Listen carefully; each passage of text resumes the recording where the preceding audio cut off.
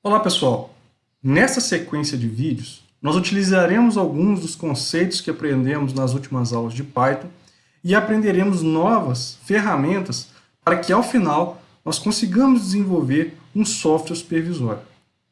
Primeiramente eu vou explicar um pouquinho sobre esse conceito de softwares escada e depois a gente vai trabalhar em todas as etapas de construção de um software escada simples. Os softwares de escada, pessoal, os supervisórios, eles são utilizados para monitorar e supervisionar variáveis de uma planta, tá certo? Então, aqui como a gente tem nessa figura à direita, plantas industriais, normalmente, elas são muito grandes, né, são muito amplas, às vezes o centro de controle, onde os operadores eles se situam, fica muito distante da planta física, né, do local físico onde se encontram as máquinas e equipamentos. Então, dessa maneira, os sistemas de escada eles permitem esse supervisionamento remoto da atividade que está sendo executada lá por aquela planta e também permite que a gente obtenha informações em tempo real daquela planta e muitas vezes permite também a atuação na planta de maneira que a gente consiga otimizar o funcionamento desta em um tempo muito rápido.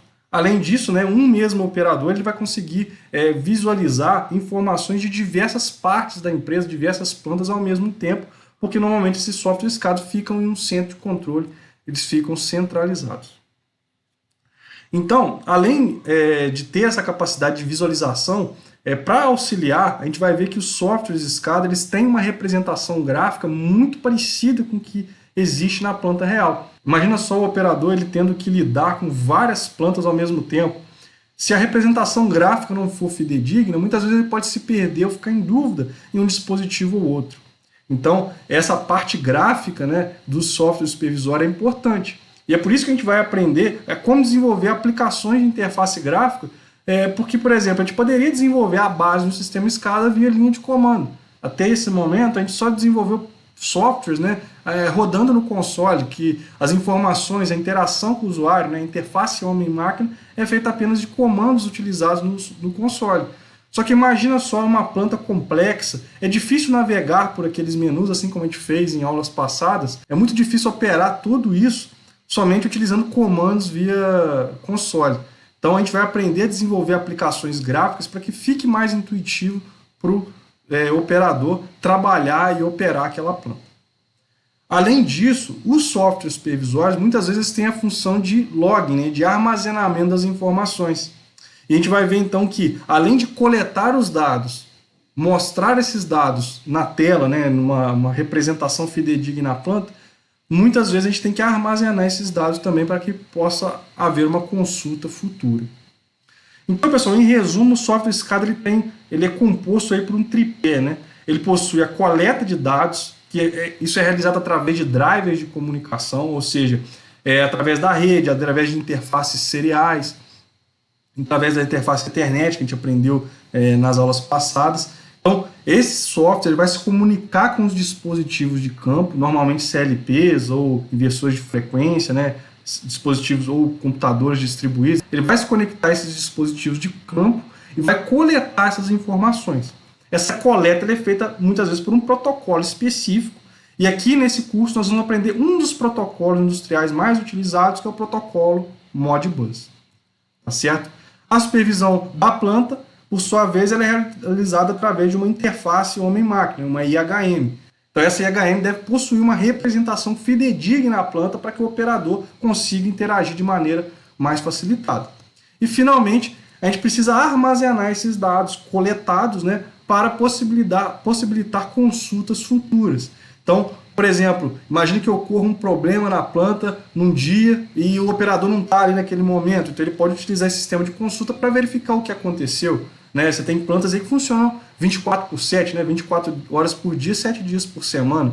Então, pode ser que aconteceu um problema na planta, às 3 da manhã, o operador não estava lá, e aí com esse sistema de armazenamento de dados e a busca posterior, ele consegue analisar qualquer problema. Ou ainda, esses dados podem ser utilizados para a otimização do processo.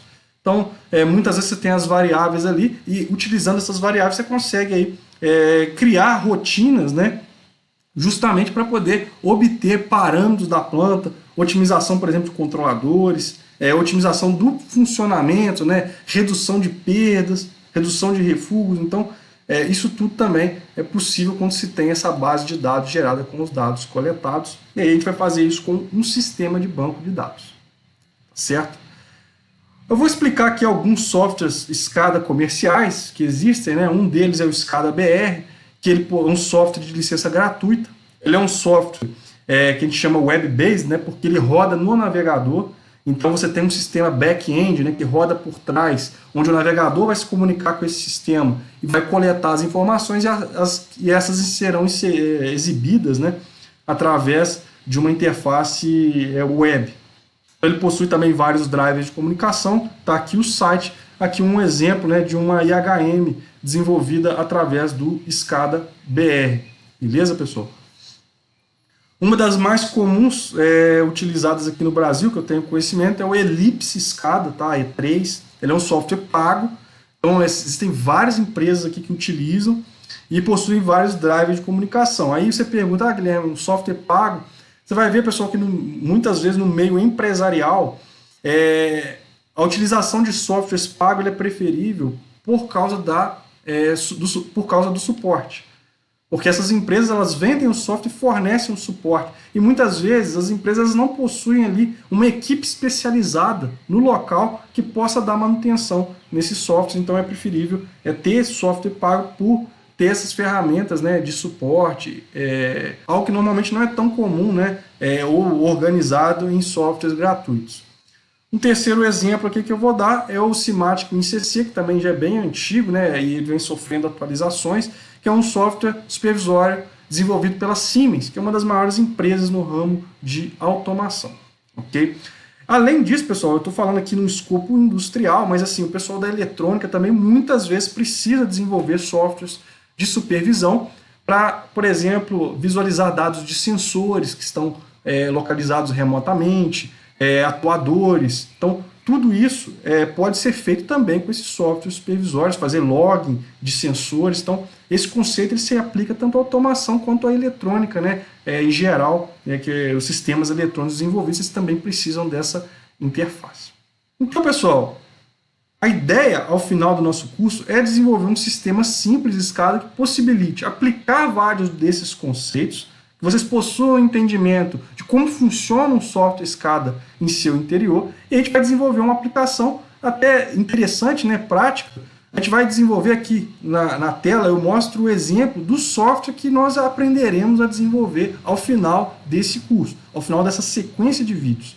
Então a ideia é desenvolver o supervisório de uma refinaria de petróleo, tá certo? Então esse supervisório aqui, ele vai receber os dados através de um protocolo Modbus, né? Esses dados eles estariam sendo produzidos por um CLP que tem acesso aos sensores, tá legal? A gente vai coletar esses dados do CLP, que obviamente nessa aplicação ele vai ser simulado, eu vou disponibilizar o código para vocês, tá? Desse simulador do CLP.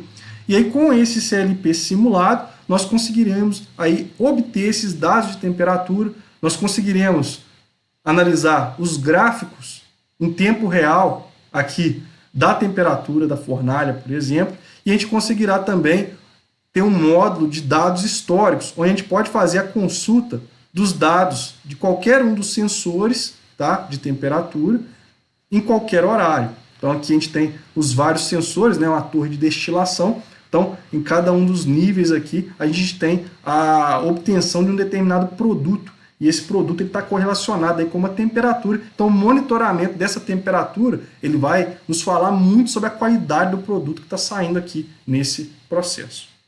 Legal? Então, na próxima aula, a gente vai começar a desenvolver esse sistema. Primeiramente, nós vamos aprender um pouquinho sobre o protocolo Modbus, que é o protocolo que utilizaremos para coletar as informações. Depois, aprenderemos sobre o desenvolvimento dessa interface gráfica e, por fim, como armazenar e coletar dados, né? Buscar dados de um banco de dados. Obrigado, pessoal, e até o próximo vídeo.